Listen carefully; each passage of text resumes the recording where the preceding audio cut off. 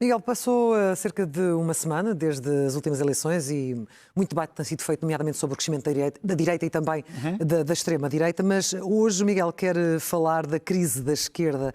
Portanto, é tão ou mais importante falar da direita como falar da esquerda para perceber que esta crise é nacional, que esta crise é europeia, é uma crise de ideias, é uma crise de organização, é uma crise de representação social.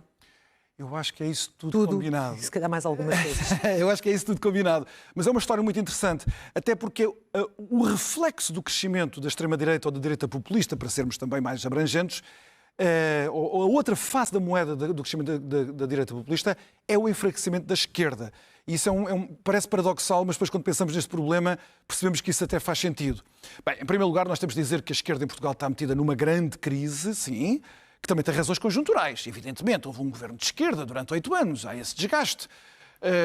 Problemas sociais que se tornaram muito agudos em Portugal, que são da responsabilidade desse governo.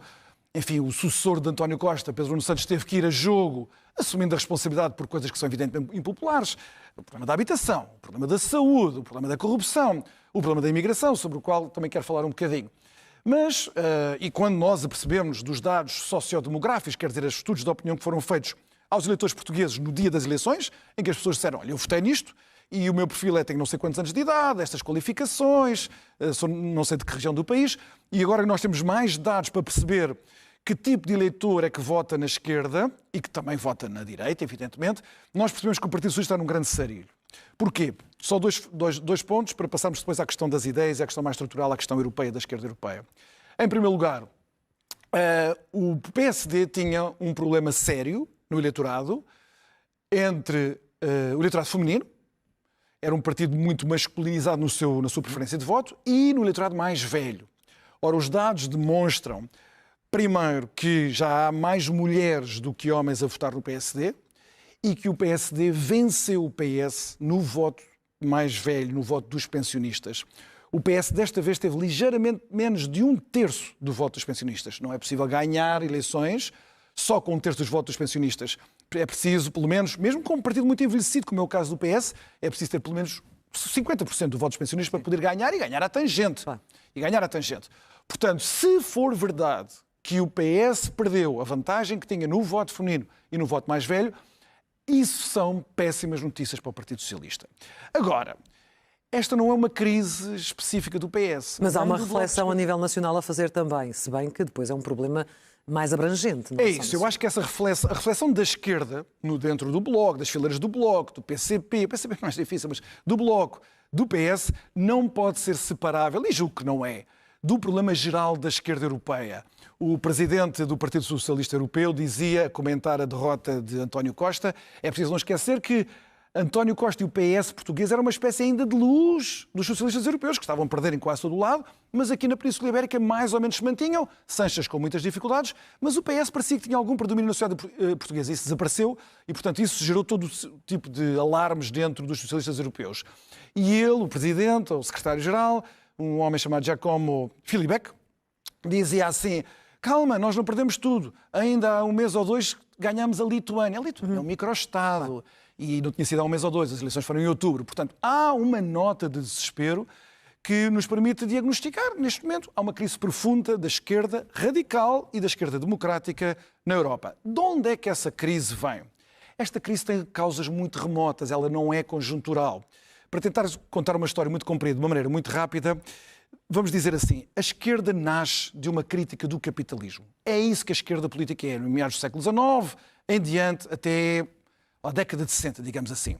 Não existe esquerda, tanto a democrática como a radical, sem uma crítica radical também ela da economia de mercado, do capitalismo. E tão radical ao ponto de o programa da esquerda ser uma alternativa à economia de mercado. Uma alternativa ao capitalismo. Não eram só os partidos comunistas. O Partido Trabalhista, o Partido Socialista, os partidos sociais-democratas eram partidos que diziam não, isto não é para continuar a economia de mercado. Nós temos outro modo de organizar a economia e a sociedade muito mais democráticas do que estas desigualdades que a economia de mercado permite. Ora bem, apesar de tudo, apesar das diferenças da esquerda democrática e a esquerda totalitária, ambas dependiam de categorias marxistas para interpretar as contradições do capitalismo e pensar uma sua alternativa. O problema é que no final dos anos 70 essas categorias marxistas faliram todas e os partidos da esquerda deixaram de poder contar com isso. Aqui o maio de 68 representa um momento de viragem muito importante, porque aquilo que parecia um eco revolucionário, ainda um eco marxista da vontade revolucionária, é já um grande momento de derrota do marxismo em nome de uma viragem para aquilo que se chamou depois a nova esquerda. E é isto que nos traz a esta crise. E o que é que isso significa? Significa que depois do maio de 68, a esquerda, não estou a falar da direita, a esquerda percebeu que tinha de se tornar pós-marxista, desistir de pensar uma alternativa ao capitalismo, o que fez com que os partidos da esquerda democrática tiveram que se tornar partidos liberais de esquerda, aceitar a economia de mercado e depois tentar mitigar os seus excessos com mais Estado Social aqui, com mais imposto sobre os ricos, mas não tocar no essencial da estrutura. Só que isso tinha um problema.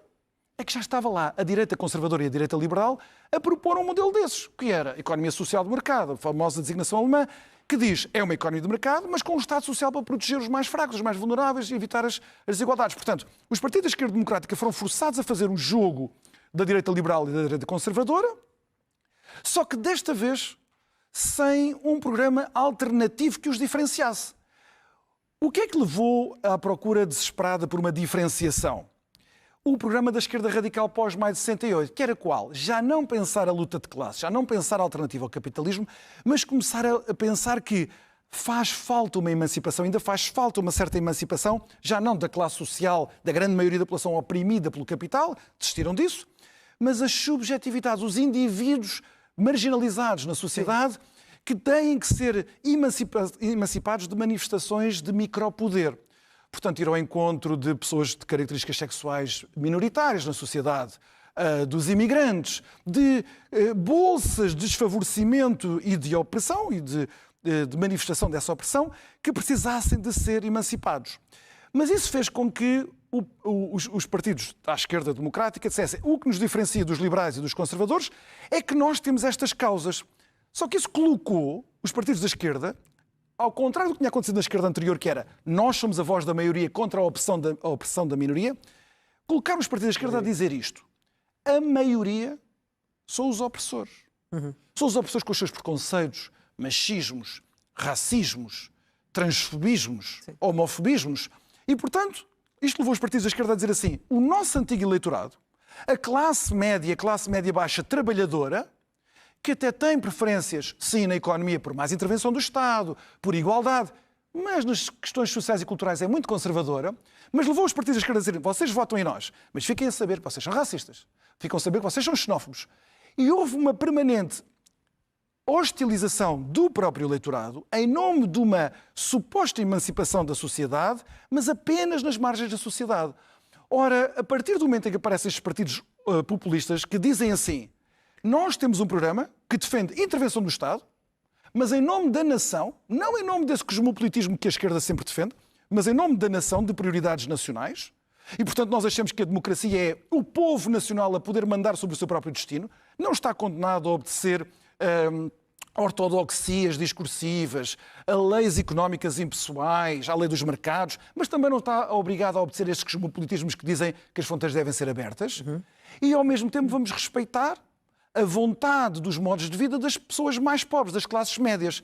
Portanto, é por isso que os partidos populistas, um pouco por toda a Europa e em Portugal também, estão a roubar eleitorado diretamente aos partidos da esquerda, tanto da esquerda radical, como agora vimos nestas eleições de 2025, a roubar eleitorado ao Partido Socialista. Portanto, a contradição programática e ideológica da esquerda neste momento é fatal.